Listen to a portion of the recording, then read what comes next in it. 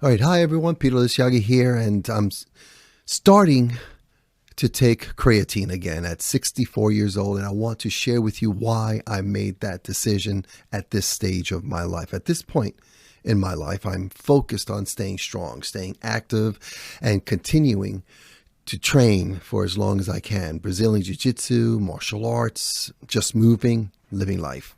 I've had 2 hip replacements, so for me, everything I do now has to have a purpose. I'm paying attention to how I move, how I recover, and how I take care of this body of mine because I want to continue moving forward and moving forward strong. So I started looking into creatine again. I did it many years ago and had some great results with it. However, from the perspective of, does this support how I want to live right now in my life? That's the question. And what I found really got my attention. It supports strength. It supports recovery and helps with that recovery. And it supports staying active, living strong as we move forward in life. So I decided to give it a shot. And now I'm using creatine. And it's what I'm using. Let me tell you what I'm using right here. This is what I'm using. Naked creatine. I chose it because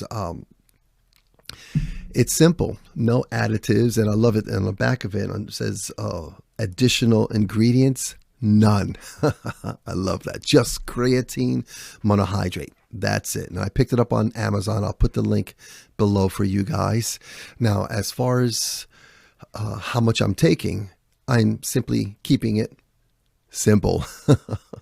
Following the general recommendation for the daily amount, which for most adults, especially as we get older, I'm going to be 65 in May.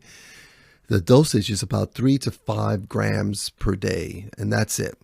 I'm taking 5 grams, keeping it simple, no loading phase, no overthinking it, just consistent daily use and paying attention to how I feel.